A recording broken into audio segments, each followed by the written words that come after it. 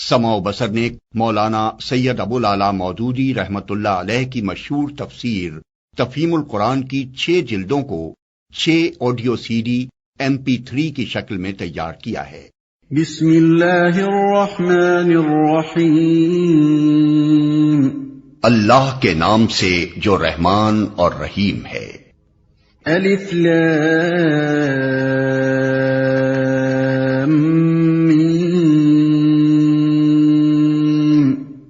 ذلك الكتاب لا ريب فيه هدى للمتقين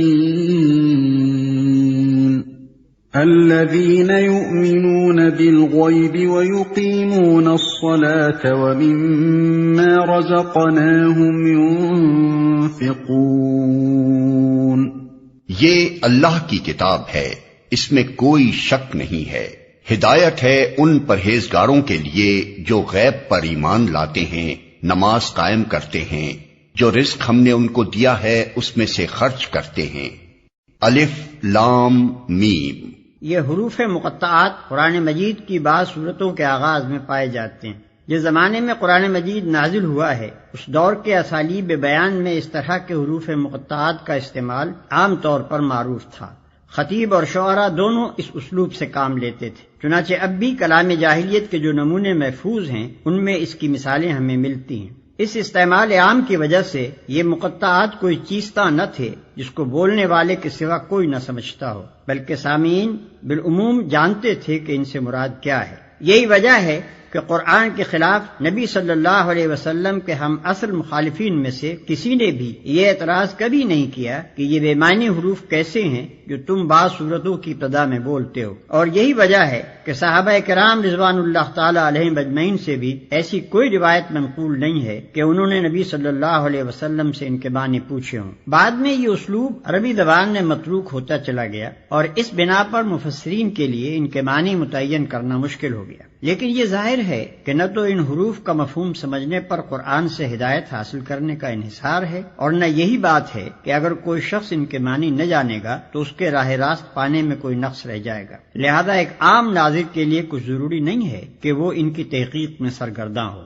یہ اللہ کی کتاب ہے، اس میں کوئی شک نہیں ہے۔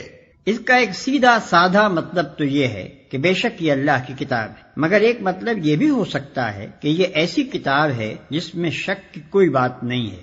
دنیا میں جتنی کتابیں امور ما بعد طبیعت اور حقائق ما ورائے ادراک سے بحث کرتی ہیں وہ سب قیاس و گمان پر مبنی ہیں، اس لیے خود ان کے مصنف بھی اپنے بیانات کے بارے میں شک سے پاک نہیں ہو سکتے، خواہ وہ کتنے ہی یقین کا اظہار کریں۔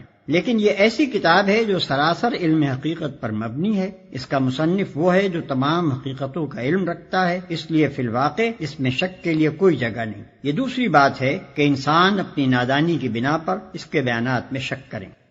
ہدایت ہے ان پرہیزگاروں کے لیے، یعنی یہ کتاب ہے تو سراسر ہدایت اور رہنمائی، مگر اس سے فائدہ اٹھانے کے لیے ضروری ہے کہ آدمی میں چند صفات پائی جاتی ہوں۔ ان میں سے اولین صفت یہ ہے کہ آدمی پرہیزگار ہو، بھلائی اور برائی میں تمیز کرتا ہو، برائی سے بچنا چاہتا ہو، بھلائی کا طالب ہو اور اس پر عمل کرنے کا خواہش مند ہو۔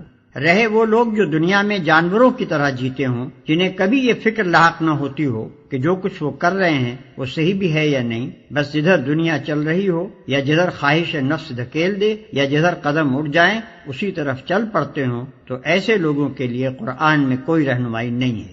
جو غیب پر ایمان لاتے ہیں، یہ قرآن سے فائدہ اٹھانے کے لیے دوسری شرط ہے۔ غیب سے مراد وہ حقیقتیں ہیں جو انسان کے حواس سے پوشیدہ ہیں اور کبھی براہ راست عام انسانوں کے تجربے و مشاہدے میں نہیں آتی، مثلا خدا کی ذات و صفات، ملائکہ، وحی، جنت، دوزخ وغیرہ۔ ان حقیقتوں کو بغیر دیکھے ماننا اور اس اعتماد پر ماننا کہ نبی ان کی خبر دے رہا ہے، ایمان بالغیب ہے۔ آیت کا مطلب یہ ہے کہ جو شخص ان غیر محسوس حقیقتوں کو ماننے کے لیے تیار ہو صرف وہی قرآن کی رہنمائی سے فائدہ اٹھا سکتا ہے۔ رہا وہ شخص جو ماننے کے لیے دیکھنے اور چکھنے اور سونگنے کی شرط لگائے اور جو کہے کہ میں کسی ایسی چیز کو نہیں مان سکتا جو ناپی اور تولی نہ جا سکتی ہو، تو وہ اس کتاب سے ہدایت نہیں پا سکتا۔ نماز قائم کرتے ہیں، یہ تیسری شرط ہے۔ اس کا مطلب یہ ہے کہ جو لوگ صرف مان کر بیٹھ جانے والے ہوں وہ قرآن سے فائدہ نہیں اٹھا سکتے۔ اس سے فائدہ اٹھانے کے لیے ضروری ہے کہ آدمی ایمان لانے کے بعد فوراً ہی عملی اطاعت کے لیے آمادہ ہو جائے، اور عملی اطاعت کی اولین علامت اور دائمی علامت نماز ہے۔ ایمان لانے پر چند گھنٹے بھی نہیں گزرتے کہ مؤذن نماز کے لیے پکارتا ہے، اور اسی وقت فیصلہ ہو جاتا ہے کہ ایمان کا دعویٰ کرنے والا اطاعت کے لیے بھی تیار ہے یا نہیں۔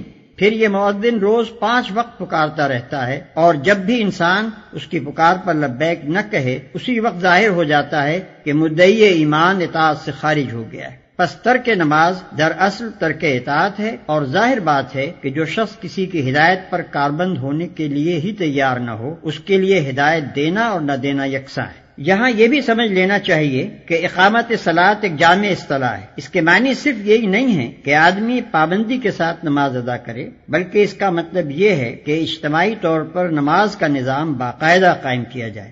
اگر کسی بستی میں ایک شخص انفرادی طور پر نماز کا پابند ہو، لیکن جماعت کے ساتھ اس فرض کے ادا کرنے کا نظم نہ ہو، تو یہ نہیں کہا جا سکتا کہ وہاں نماز قائم کی جا رہی ہے۔ جو رزق ہم نے ان کو دیا ہے اس میں سے خرچ کرتے ہیں۔ یہ قرآن کی رہنمائی سے فائدہ اٹھانے کے لیے چوتھی شرط ہے کہ آدمی تنگ دل نہ ہو، زر پرست نہ ہو، اس کے مال میں خدا اور بندوں کے جو حقوق مقرر کیے جائیں انہیں ادا کرنے کے لیے تیار ہو۔ جس چیز پر ایمان لایا ہے اس کی خاطر مالی قربانی کرنے میں بھی دریغ نہ کرے۔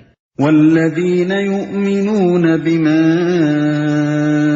انزل الیک وما انزل من قبلك وبالآخرة هم يوقنون۔ جو کتاب تم پر نازل کی گئی ہے یعنی قرآن، اور جو کتابیں تم سے پہلے نازل کی گئی تھیں ان سب پر ایمان لاتے ہیں اور آخرت پر یقین رکھتے ہیں۔ جو کتاب تم پر نازل کی گئی ہے یعنی قرآن، اور جو کتابیں تم سے پہلے نازل کی گئی تھیں ان سب پر ایمان لاتے ہیں۔ یہ 5ویں شرط ہے کہ آدمی ان تمام کتابوں کو برحق تسلیم کرے جو وحی کے ذریعے سے خدا نے محمد صلی اللہ علیہ وسلم اور ان سے پہلے کے انبیاء پر مختلف زمانوں اور ملکوں میں نازل کی۔ اس شرط کی بنا پر قرآن کی ہدایت کا دروازہ ان سب لوگوں پر بند ہے جو سرے سے اس ضرورت ہی کے قائل نہ ہوں کہ انسان کو خدا کی طرف سے ہدایت ملنی چاہیے، یا اس ضرورت کے تو قائل ہوں مگر اس کے لیے وحی اور رسالت کی طرف رجوع کرنا غیر ضروری سمجھتے ہوں، اور خود کچھ نظریات قائم کر کے انہی کو خدائی ہدایت قرار دے بیٹھیں، یا آسمانی کتابوں کے بھی قائل ہوں مگر صرف اس کتاب یا ان کتابوں پر ایمان لائیں جنہیں ان کے باپ دادا مانتے چلے آئے ہیں۔ رہی اسی سرچشمے سے نکلی ہوئی دوسری ہدایات تو وہ ان کو قبول کرنے سے انکار کر دیں۔ ایسے سب لوگوں کو الگ کر کے قرآن اپنا چشمہ فیض صرف ان لوگوں کے لیے کھولتا ہے جو اپنے آپ کو خدائی ہدایت کا محتاج بھی مانتے ہوں اور یہ بھی تسلیم کرتے ہوں کہ خدا کی یہ ہدایت ہر انسان کے پاس الگ الگ نہیں آتی بلکہ انبیاء اور کتب آسمانی کے ذریعے سے ہی خلق تک پہنچتی ہے، اور پھر وہ کسی نسلی و قومی تعصب میں بھی مبتلا نہ ہوں بلکہ خالص حق کے پرستار ہوں۔ اس لیے حق جہاں جہاں جس شکل میں بھی آیا ہے اس کے آگے سر جھکا دیں اور آخرت پر یقین رکھتے ہیں۔ یہ 6 اور آخری شرط ہے۔ آخرت ایک جامع لفظ ہے جس کا اطلاق بہت سے عقائد کے مجموعے پر ہوتا ہے۔ اس میں حسب ذیل عقائد شامل ہیں۔ 1 یہ کہ انسان اس دنیا میں غیر ذمہ دار نہیں ہے بلکہ اپنے تمام اعمال کے لیے خدا کے سامنے جواب دہ ہے۔ 2 یہ کہ دنیا کا موجودہ نظام ابدی نہیں ہے بلکہ ایک وقت پر جس سے صرف خدا ہی جانتا ہے اس کا خاتمہ ہو جائے گا۔ 3 یہ کہ اس عالم کے خاتمے کے بعد خدا ایک دوسرا عالم بنائے گا اور اس میں پوری نوع انسانی کو جو ابتدائے آفرینش سے قیامت تک زمین پر پیدا ہوئی تھی بیک وقت دوبارہ پیدا کرے گا اور سب کو جمع کر کے ان کے اعمال کا حساب لے گا اور ہر ایک کو اس کے کیے کا پورا پورا بدلہ دے گا۔ 4 یہ کہ خدا کے اس فیصلے کی روح سے جو لوگ نیک قرار پائیں گے وہ جنت میں جائیں گے اور جو لوگ بد ٹھہریں گے وہ دوزخ میں ڈالے جائیں گے۔ 5 یہ کہ کامیابی اور ناکامی کا اصلی معیار موجودہ زندگی کی خوشحالی و بدحالی نہیں ہے بلکہ در حقیقت کامیاب انسان وہ ہے جو خدا کے آخری فیصلے میں کامیاب ٹھہرے اور ناکام وہ ہے جو وہاں ناکام ہو۔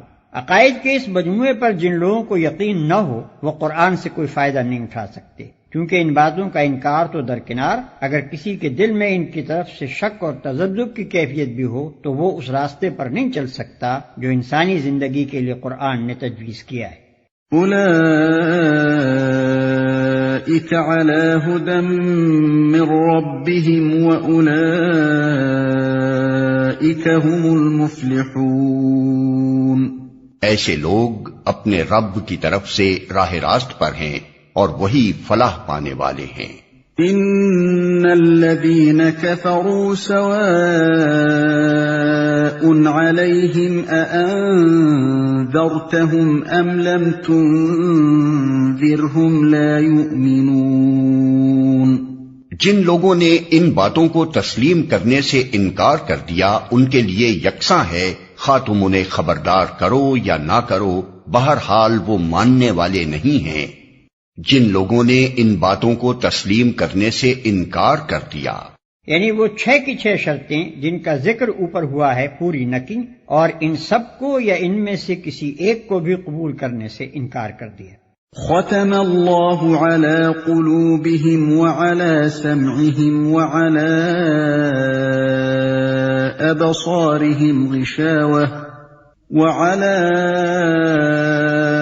أبصارهم غشاوة ولهم عذاب عظيم۔ اللہ نے ان کے دلوں اور ان کے کانوں پر مہر لگا دی ہے اور ان کی آنکھوں پر پردہ پڑ گیا ہے، وہ سخت سزا کے مستحق ہیں۔ اللہ نے ان کے دلوں اور ان کے کانوں پر مہر لگا دی ہے۔ اس کا مطلب یہ نہیں ہے کہ اللہ نے مہر لگا دی تھی اس لیے انہوں نے تسلیم کرنے سے انکار کیا، بلکہ مطلب یہ ہے کہ جب انہوں نے ان بنیادی امور کو رد کر دیا جن کا ذکر اوپر کیا گیا ہے اور اپنے لیے قرآن کے پیش کردہ راستے کے خلاف دوسرا راستہ پسند کر لیا، تو اللہ نے ان کے دلوں اور کانوں پر مہر لگا دی۔ اس مہر لگنے کی کیفیت کا تجربہ ہر اس شخص کو ہوگا جسے کبھی تبلیغ کا اتفاق ہوا ہو۔ جب کوئی شخص آپ کے پیش کردہ طریقے کو جانچنے کے بعد ایک دفعہ رد کر دیتا ہے تو اس کا ذہن کچھ اس طرح مخالف سمت میں چل پڑتا ہے کہ پھر آپ کی کوئی بات اس کی سمجھ میں نہیں آتی۔ آپ کی دعوت کے لیے اس کے کان بہرے اور آپ کے طریقے کی خوبیوں کے لیے اس کی آنکھیں اندھی ہو جاتی ہیں، اور صریح طور پر محسوس ہوتا ہے کہ فی الواقع اس کے دل پر مہر لگی ہوئی ہے۔